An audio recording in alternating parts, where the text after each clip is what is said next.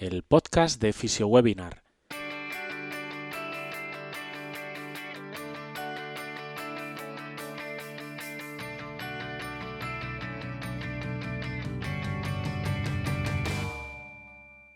Bienvenidos al podcast de FisioWebinar, un espacio de charlas, entrevistas y actualizaciones para todos los fisioterapeutas.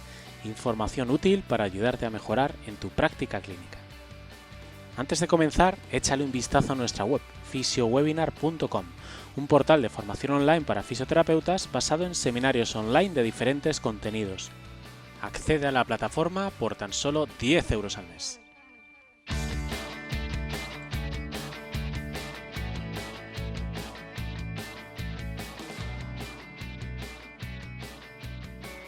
Bienvenidos un día más al programa en el que hablaremos de consejos, abordajes y noticias relacionadas con lo que más nos gusta, la fisioterapia. Hoy tenemos un nuevo formato de podcast, que no es una entrevista como solíamos hacer, sino que queremos presentaros un libro que creemos que es muy interesante. Antes quiero dar la bienvenida a mi compañero Pablo Vera. ¿Qué tal, Pablo? Hola David, ¿qué tal? Pues muy bien. Después de unos días de haber descansado un poquito, ahora en el mes de agosto, y volvemos con energías renovadas y con un montón de novedades que, como siempre digo, iremos preparando, iremos presentando en las siguientes semanas. Así que con muchas ganas y con un libro aquí delante que es uno de mis favoritos. Bueno, algunos ya sabéis que el tema cervical para mí es una de mis pasiones, así que bueno, solo espero que os guste y ya nos iréis diciendo en comentarios y demás qué os ha parecido. Muy bien, además recordad que podéis escuchar nuestro podcast en nuestra web y en diferentes plataformas como iVoox, iTunes, Spotify o YouTube. Y como siempre, os agradeceremos enormemente si nos podéis dejar un me gusta o un comentario en cualquiera de ellas. Y bueno, como hemos indicado al principio, hoy cambiamos ese formato de podcast y eso, vamos a presentar un libro pues que a Pablo que lo utiliza mucho, le gusta mucho y bueno, pues os va a explicar un poco más sobre él. Está relacionado con tema de dolor cervical. Pablo, ¿qué puedes contarnos a modo de introducción? Bueno, pues antes de nada os digo también el título. El título es un libro que está en inglés, ¿vale? Se llama Management of Neck Pain Disorders, a Research Informed Approach. Es un libro bastante actual. Está escrito en el año 2018, aunque su primera edición está fechada en el año 2019.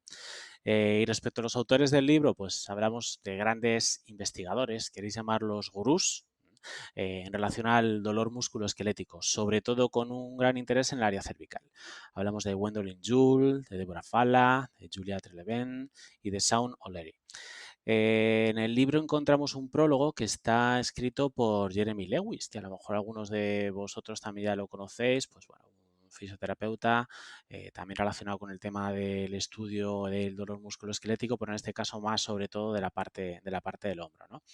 Que bueno, pues nos da pues una buena presentación de lo que nos vamos a poder encontrar en el libro, ¿no? Entonces nos indica, por ejemplo, que en el libro los clínicos, independientemente de nuestro nivel de experiencia, vamos a encontrar una guía y un soporte excepcional en el manejo de pacientes que experimentan dolor cervical. El libro, la verdad es que está muy bien estructurado. A mí me gusta mucho por eso. Y a través de sus 19 capítulos, que están divididos en 4 secciones, acompaña normalmente al clínico en el viaje biopsicosocial y vamos descubriendo y van sintetizando también toda la evidencia actual hacia la práctica clínica, que al final es lo que siempre nos interesa, ¿no? Como he dicho, el libro se encuentra completamente en inglés. Quizá esto para algunas personas puede ser un inconveniente. Bueno, yo creo que si estamos acostumbrados a leer literatura científica es algo que es fácilmente, vamos, que se puede seguir sin ningún tipo de problema. Como siempre digo, incluso cuando estamos con todo esto, al mismo tiempo que estamos aprendiendo fisioterapia, pues a lo mejor aprendemos un poquito de inglés también, ¿no? Estamos cada vez más acostumbrados a leer este tipo de información y yo creo que tenemos que hacer un esfuerzo para sacarle partido a este tipo de recursos, ¿no?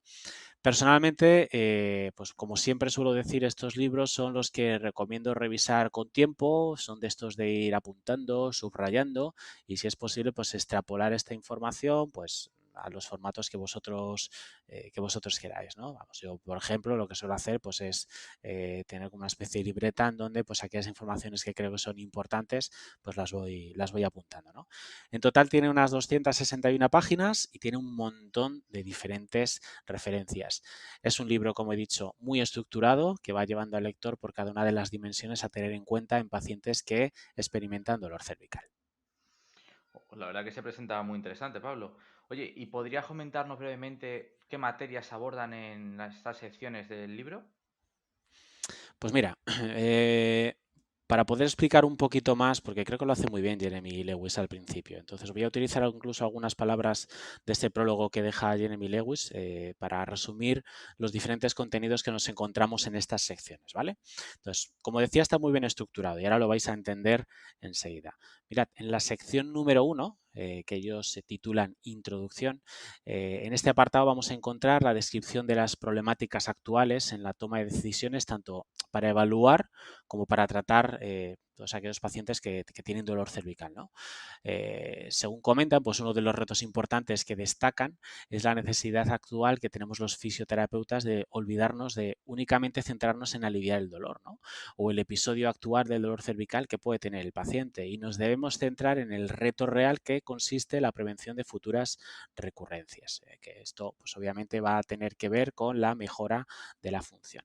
En la sección 2, que ellos denominan Clinical Sciences, que es como una especie de ciencias clínicas, ¿no? En ella, en esta segunda sección, se presentan todas las informaciones actuales relacionadas con el dolor y su contexto, además de explorar en profundidad pues, factores biopsicosociales que pueden influir en la propia percepción del dolor. Revisan las incongruencias o evidencias actuales que también existen entre las alteraciones posturales y la sintomatología clínica. No puede faltar, como no puede ser de otra manera, una explicación detallada de la anatomía y biomecánica de todo el complejo y de las articulaciones también adyacentes. En relación al tejido neural, describen las lesiones y patologías propias del mismo y su impacto a nivel local y distal. Y termina la sección explorando los cambios en el comportamiento motor, en la coordinación y actividad muscular, cambios fisiopatológicos y alteraciones en el control sensorio-motor en gente con dolor de cuello. En la sección número 3 empezamos con pues, una de las partes también importantes, que es la parte de evaluación clínica o clinical assessment, que ellos llaman. En esta sección se va guiando al fisioterapeuta en todo el proceso de evaluación, diagnóstico diferencial y la importancia del empleo del cada vez más nombrado, ¿no?, razonamiento clínico. Por un lado, revisan desde la entrevista con el paciente, ofrecen una propuesta de examen físico y con la información que aportan pretenden mejorar nuestras habilidades de razonamiento clínico para así asegurar una posible interpretación o una interpretación más adecuada del cuadro del paciente. De esta manera, pues bueno, pues yo creo que así se busca como objetivo prescribir un programa adecuado para manejar el problema. Y sobre todo lo quieren llevar a lo que también hoy está muy en boga, que es intentar generar un programa muy centrado en el propio paciente, ¿no? En esta sección también nos hablan sobre el diagnóstico diferencial, pues de vértigos, alteraciones sensoriomotoras, así como, pues bueno, un capítulo que tiene también relacionado con la parte de cefaleas. Estos síntomas tienen múltiples causas y una de ellas es de origen musculoesquelético cervical, con lo cual, pues bueno, lo tienen en cuenta, ¿no? Y por último, la sección número 4, que es la que llaman Clinical Management, pues es donde podríamos hablar un poco más de los diferentes abordajes que ellos proponen, las estrategias en función a la evidencia más adecuadas para el manejo del dolor cervical. Aunque trata diferentes temáticas en capítulos por separado, para exponer pues, normalmente con mayor claridad la información, no paran de hacer referencia a que todos ellos en conjunto son importantes durante el proceso de abordaje. Entonces hay momentos en donde pues, hablan en relación a la comunicación, a la educación, a los temas relacionados con el automanejo del paciente. También tratan o también describen tratamientos físicos para el manejo del dolor y modulación de síntomas, como es la terapia manual, la neurodinamia.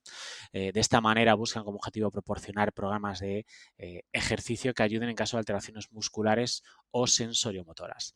Además, existe un capítulo entero, que esto es algo que yo creo que es de agradecer, con varios casos clínicos en donde se demuestra este proceso de razonamiento clínico y la necesidad de un manejo multimodal en este tipo de pacientes, ¿no? En palabras de nuevo de Jeremy Lewis, el libro persigue ser un recurso esencial para clínicos y muy importante, Y esto siempre lo decimos. Es necesario seguir comparando la información que aquí se va presentando en el libro en función a las nuevas y más emergentes evidencias, ¿no? El tratamiento de pacientes con alteraciones musculoesqueléticas no solo es un privilegio, sino una responsabilidad por nuestra parte. Y para ello es necesario contar con los recursos e informaciones adecuadas. Y aquí, entre comillas, el lector encontrará en este libro uno de los mejores recursos para el manejo de personas con dolor cervical, que yo personalmente también suscribo. Uf, pues la verdad es que hoy en día resulta complicado encontrar un libro en donde se estructure la información de una forma tan detallada, ¿eh? Para muchas personas, saber buscar artículos en base a datos científicas o hacer el cribado adecuado o realizar una lectura crítica para confirmar la validez del mismo a nivel clínico puede resultar complejo. ¿Crees que este libro puede ayudarles, Pablo? Vamos a ver, yo creo que sí. Para mí personalmente también es un libro de referencia, ¿no? Como comentaba antes.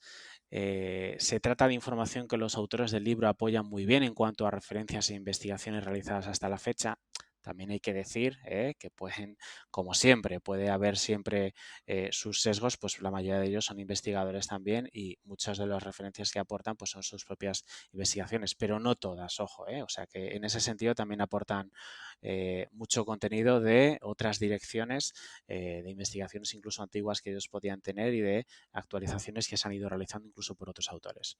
Sin embargo, pues bueno, no hemos de olvidar lo que comentábamos antes y que muy bien explicaba Jeremy Lewis en el prólogo. Esta información siempre tiene que ser contrastada con esas nuevas evidencias, ¿de acuerdo? Entonces, al final, el material que nos solemos encontrar en un libro, pues muchas veces suele hacer referencia a la mayoría de las ocasiones a lo que se sabe no en ese mismo año de publicación, sino incluso algunos años muchas veces atrás, ¿vale? Es decir, los libros muchas veces se pueden quedar obsoletos bastante pronto, ¿no?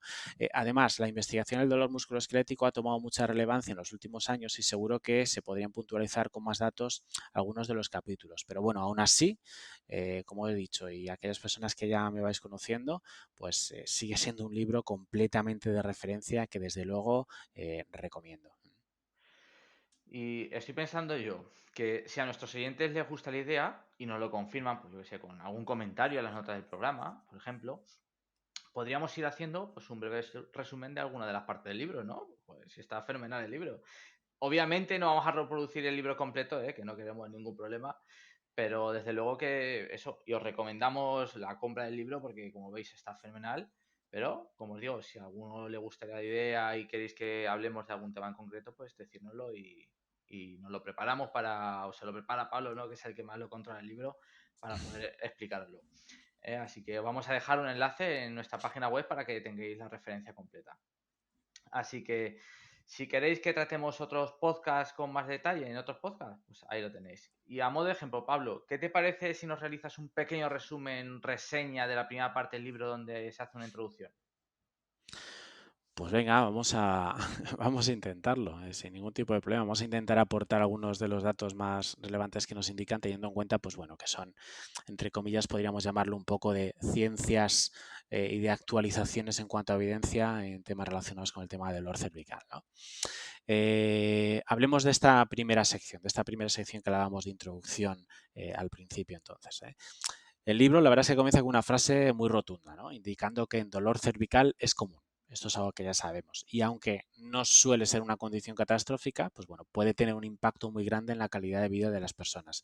Además, no distingue de edad, género o cultura. Recordemos que el dolor cervical y el dolor lumbar constituyen dos de los principales síntomas que generan mayores años vividos con discapacidad actualmente en la sociedad, ¿no? Entonces es un problema importante.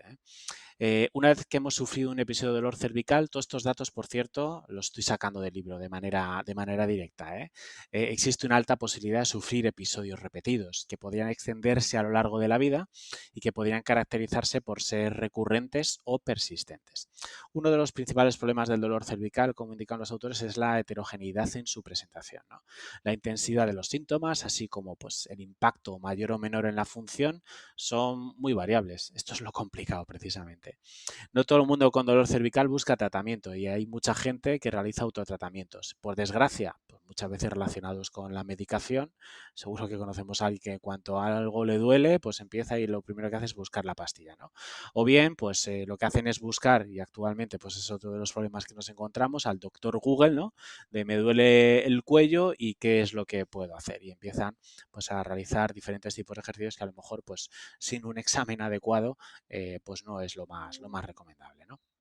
Aquí los autores hacen un llamamiento para que los profesionales de la salud asumamos la responsabilidad de desarrollar esas estrategias efectivas, tanto en la prevención, que remarcan siempre mucho, como en su manejo. Y utilizando esta palabra que está cada vez más en boga también, ¿no? La de empoderando a nuestros pacientes y así reducir la carga tan importante que supone esta alteración a nivel social, sobre todo a nivel, se refiere a la sociedad en cuanto a carga socioeconómica, ¿no?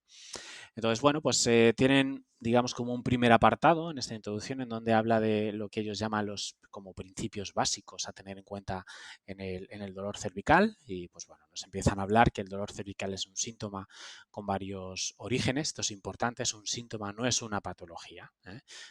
Las causas musculoesqueléticas suelen ser las más comunes, pero el dolor cervical también puede ser un síntoma relacionado con otras causas no musculoesqueléticas, pues infecciones, alteraciones vasculares, procesos inflamatorios, alteraciones neurológicas o viscerales.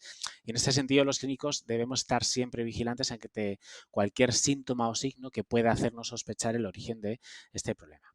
Si nos vamos a una perspectiva musculoesquelética, todas las estructuras cervicales están inervadas y pueden ser fuente de sintomatología y constituir como tal un origen primario, ¿no?, de este dolor. También puede contar con un origen secundario, alteraciones pues, de la zona temporomandibular, el hombro o la extremidad superior. Y el propio dolor cervical puede ser también un síntoma de afectaciones como la migraña o enfermedades vasculares o cardíacas. Por eso, de nuevo, es necesario contar con las habilidades necesarias o las informaciones y recursos necesarios para poder distinguir si tiene un origen primario o secundario. Normalmente, una de las primeras metas que los pacientes buscan, digamos, por nuestra parte, es mejorar y aliviar el dolor, ¿no? Es el principal objetivo que buscan durante el tratamiento. Sin embargo, debemos recordar que en algunos pacientes la aparición del dolor puede generar una serie de alteraciones neuromusculares en la zona, provocando unos cambios en el comportamiento y en la estructura muscular. No hay evidencia, según comentan, de que la función neuromuscular volverá a la normalidad cuando el episodio de dolor cervical se resuelva. Sin embargo, hay evidencia de lo contrario. Con lo cual, los programas de fisioterapia deberían incluir como objetivo el trabajo neuromuscular también para mejorar la función de la zona, ¿no? Es la parte cuando hablamos también incluso de ejercicio y la importancia del ejercicio, ¿no? Muchas veces utilizamos la terapia manual, lo utilizamos para modular los síntomas, pero luego, aunque ya esa sintomatología ahora mismo no esté presente, para poder evitar a lo mejor posibles recurrencias necesitamos hacer algo más. En algunos pacientes, además del dolor, podemos encontrar también otros signos como alteraciones visuales, problemas de concentración, inestabilidad. Debemos recordar que la columna cervical es un importante órgano sensorial y propioceptivo y que junto al sistema vestibular, al ocular y al somatosensorial del resto del cuerpo, el input propioceptivo de los músculos cervicales va a jugar un rol súper importante en el control, tanto a nivel postural, del movimiento, del control oculomotor, en la marcha incluso, en cada una de las actividades de la vida diaria. Cuando hay una alteración en las propias aferencias cervicales, esta falta de información a nivel central puede provocar sintomatología en otras partes, alteraciones en el reposicionamiento articular, en el sentido del movimiento, alteraciones de equilibrio, los movimientos oculares, la coordinación de cabeza-tronco, estas cosas podrían aparecer, ¿no? Y el tratamiento, por tanto, también debe incluir trabajar sobre esos déficits sensorio-motores si están presentes. Hay un capítulo completo que habla tanto de evaluación como de incluso estrategias para poder manejar este tipo de alteraciones dentro del libro. Los autores también tienen muy presente el rol del modelo biopsicosocial, pues el dolor cervical es multidimensional, biológico, social, psicológico, y estos globos pueden variar entre los pacientes o incluso en el mismo paciente en diferentes etapas. Y luego nos exponen cuál es la problemática actual. Pues no existe ningún tipo de tratamiento o metodología que sea la ideal para la prevención primaria o secundaria de este dolor cervical. Siguen las controversias, ¿no?, en este sentido. Continuamos con grandes retos, intentando adecuar las diferentes opciones de tratamiento a los pacientes que nos encontramos en clínica. Y por ello en ocasiones se habla de clasificar a los pacientes para ofrecerles las mejores alternativas, ¿no? A partir de aquí, pues en el libro se describen pues algunos diferentes tipos de clasificaciones. Por nombrar algunos, pues en función al mecanismo de producción, mecánico, traumático, degenerativo, en función a la patoanatomía, donde nos recuerdan que quizá hoy todavía no contamos con equipos lo suficientemente sensibles a percibir lesiones relevantes en los tejidos en las pruebas complementarias. Comentan además la pobre correlación entre los hallazgos en radiografías y dolor cervical, pero ojo, también dicen que la ausencia de una lesión en radiografías no necesariamente significa que no haya lesión. De nuevo, puede ser que el método de imagen a día de hoy no sea capaz de detectar esa lesión, ¿vale? Además, ojo con la comunicación de los hallazgos radiológicos, pues puede comprometer el pronóstico. Comentan con acierto que los cirujanos operen sobre la patoanatomía, pero no debería ser el único criterio diagnóstico a tener en cuenta. Más, pues en función al tiempo de desarrollo, agudo, subagudo o crónico, que sabemos que es cuando va más allá de estas 12 semanas. Y aquí nos recuerdan, pues bueno, que la Asociación Internacional del Estudio del Dolor pues no recomienda utilizar el término dolor crónico, pues el paciente podría interpretarlo como persistente, ¿no? Recordemos que el ya llamado dolor crónico pues involucra cualquier combinación de alteraciones físicas, ya sean centrales o periféricas, alteraciones bioquímicas en varios sistemas corporales, alteraciones psicológicas o creencias personales no adecuadas. Y bueno, también otro de los métodos de clasificación es la de utilizarlo en función de diferentes subgrupos donde nos hablan básicamente de dos. Uno, basado en los objetivos del tratamiento, con 5 grupos: incrementar la movilidad, centralizar el dolor, acondicionar al paciente e incrementar la tolerancia, asistir en el control del dolor o reducir el dolor de cabeza. Y luego los otros relacionados con las guías de práctica clínica de la Asociación Americana de Fisioterapeutas, que es la de dolor cervical con déficits de movilidad, dolor cervical con cefaleas, dolor cervical con alteraciones en la coordinación del movimiento o dolor cervical con dolor radicular. Que, mira, desde aquí se me ocurre que a lo mejor incluso en algún otro episodio de podcast podemos tratar algunas de estas guías de práctica clínica también, porque al final están para eso, ¿no? Para ayudarnos también a saber cómo extrapolar todos los conocimientos como tal que van apareciendo a nivel científico dentro de nuestra práctica clínica. Bueno, este es un resumen así rápido de información, que creo que es información interesante, relevante. Pues continuaremos otro día hablando un poquito más de todo esto, ¿eh?